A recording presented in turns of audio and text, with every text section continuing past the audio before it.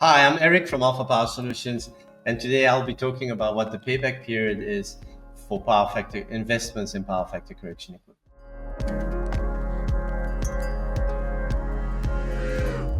So let's quickly refresh our minds about what investment payback period is. It's basically the duration needed for the savings achieved from a power factor correction investment to equal the initial investment made for that equipment.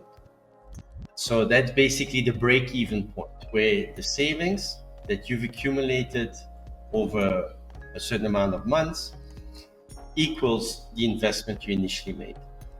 Whether or not you want to add the cost of finance or interest rates for the financing of the project, etc., it's up to it's about how your accounting principles work within your organization. But the payback period of power factor correction equipment is so short that worst case scenarios, interest charges or cost of capital in January doesn't add more than 1 month to the total investment payback period for an investment in power factor correction equipment. So what factors determine that duration it will take for that break-even point? Well, basically, one of the bigger issues is the utility tariff structure. There is literally thousands of tariffs in South Africa. You have, depending on which municipality feeds you, or if it's Eskom, high power user, or you're a small company, or so there's really, really many sub tariffs. Power factor correction equipment will have an impact on anything that's related, or any billing item that's related to apparent power and reactive power consumption. So there's many factors depending on who bills you, but typically there will be something like a demand charge. There could be a network access charge. There could be a reactive compensation charge. There could even be penalties for exceeding notified maximum demand charges. That's typically for people supplied by Eskom. And obviously, the higher, because power factor correction equipment does two things.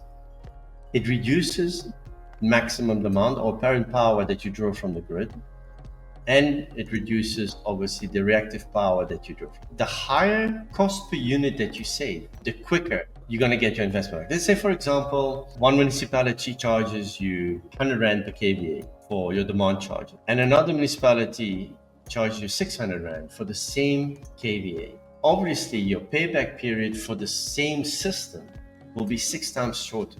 The actual tariff that customers are on is crucial. In fact, it's so important for high energy users that we have known customers that have moved from an expensive area, say for example, Mfuleni municipality, which is extremely expensive power, and they would have gone to Ekurhuleni, and the reduction in energy costs actually paid for the relocation of the whole factory. I think the payback period of that particular investment was only 3 years. My recommendation for new businesses is be very careful where you're going to put your factory down if you're a big power user. Another aspect that can happen, and it's not really applicable in South Africa, but it is in Zambia and possibly in other countries. Well, definitely outside Africa, there's many countries where you get penalized if your power factor is below a certain level.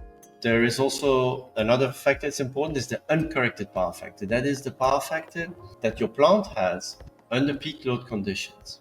So the worse your uncorrected power factor is, that means before you put power factor correction equipment in, or the shorter your investment payback period will be, because there's a law of diminishing returns. So basically, as your power factor becomes better and better and better, and you get closer to a power factor of 1, the potential for savings becomes less and less and less as you approach perfection. So in a similar way, another factor that is important is the target power factor. So the power factor you want to achieve with the power factor correction equipment. If you're going to chase a power factor of 1, which is perfection, which is the best, you will have to spend quite a bit of money. Again, it's because of that rule of diminishing returns.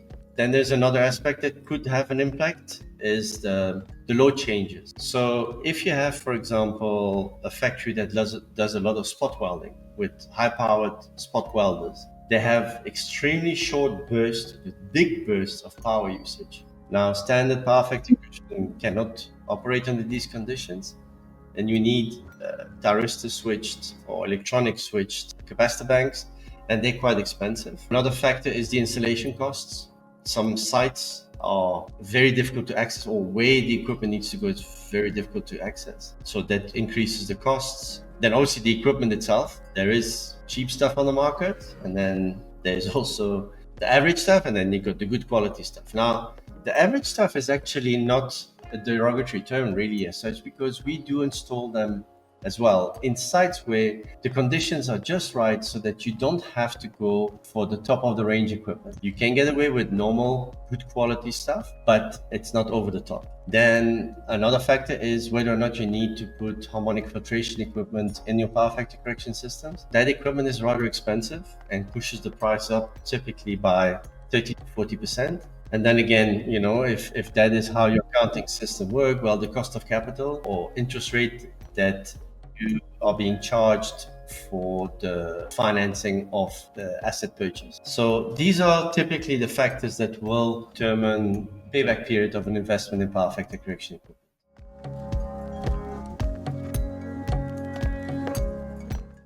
So large facilities with a poor power factor. What is a poor power factor? Well, it's definitely any site where the power factor is less than 0.8 at peak load. And if that particular site, so if the site has got a power factor of less than 0.8 and the loads are pretty stable and the harmonic content is pretty low, the payback period of, I would say, 99% of the equipment we've installed, the payback period is less than a year. But take into consideration that the minimum life expectancy of a power factor correction system is 10 years, minimum, with a little bit of maintenance once or twice a year, nothing over the top. So it's an extremely lucrative investment to make. And on the other side, you have, say, for example, a relatively small plant with a reasonable power factor, say a power factor of 0.9. There, the typical payback period is around 24 months. Well, two recent interventions we did was a large abattoir in the Mfuleni area. The payback period in that particular site was only 6 months. It's just a combination of the abattoir having quite old equipment, so his uncorrected power factor was very poor, and the very expensive electricity charges charged by Mfuleni. The combination of the two made that the project had a payback period of only 6 months, which can be, ironically, be a problem when you try to get the customer to move forward with the project. Because when you get a payback period that's this short, the finance guys normally get very suspicious. They cannot believe that they struggle to believe that your figures are correct. But you have ways to overcome the reticence. Usually is that we guarantee the guys, money back guarantee, and we'll take the equipment away at no charge. But we usually then also ask that if we are proven to be correct, that we then get a bonus paid. And this particular case, the bonus was paid out. On the other side, you have another customer we helped was a super spa in the Western Cape area. The payback period of that PFC or power factor correction intervention was 22 months. So the super spa is it's a relatively small site. The power factor of that site was only 0.89, which was pretty good. So the opportunity for big savings wasn't there, but still, an investment that pays where you recoup the investment made in 22 months, and that equipment will save you month after month after month for at least the next 10 years. It's still, you'd be hard pressed to find an investment you can make where you get this type of return in a safe way, a guaranteed way. So we always try to find the most attractive cost-benefit ratio for the client. There's two reasons for that. We don't believe in trying to maximize the sale, but by offering what is just right for the client, where the payback makes a lot of sense. It actually helps us close deals much faster.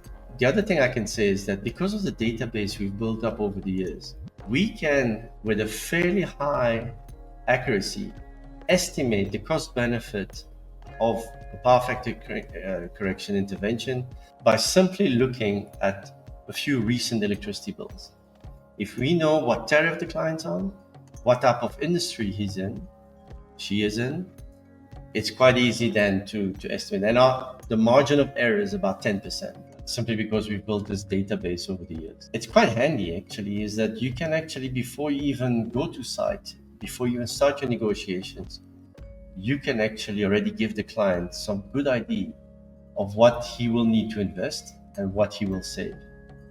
So yeah, that's quite attractive in my opinion, that we can do this.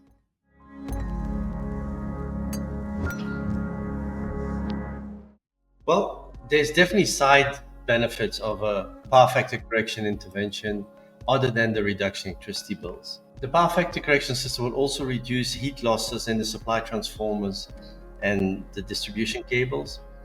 It will also free up capacity on the supply transformer, which could be a massive benefit for the customer.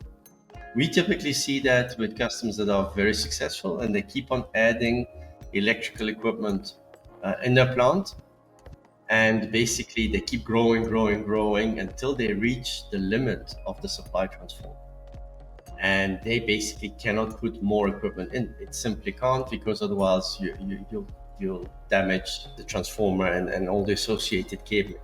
It could be that if that particular customer has a bad power factor, that we can free up significant amount of capacity on the supply transformer so that he can install more equipment. Let me just give you a simple example. Say the client's got a transformer of 1000 kVA, and at 1000 kVA his power factor is 0.8. So we could, by putting a power factor correction system in there, and let's assume that we're taking the power factor of the site to 1 with the power factor correction equipment, then we can free up 200 kVA on that transformer, 20%. For some customers, that is a massive side benefit. And the other benefit that we see more and more now is that an investment in power factor correction equipment reduces the payback period of a solar system. Basically, combining the power factor correction system with the solar system makes the payback period of the solar system shorter, if you assume that the savings achieved from the power factor correction equipment are moved onto the repayment of the solar system. If you see what I'm trying to say. So because the payback period of a PFC intervention is so short, say 12 months, where a solar system is say 36 months or at least. So that means that, after 12 months of installing the PFC system, the savings that you now are obtaining on month 13, you can then plow back to repay your investment in the solar system and pay off that investment quicker. So it's a no-brainer to combine power factor correction with the solar system. Well, thanks for watching. If you found this helpful, please like and subscribe. There's a blog with more info linked in the description below.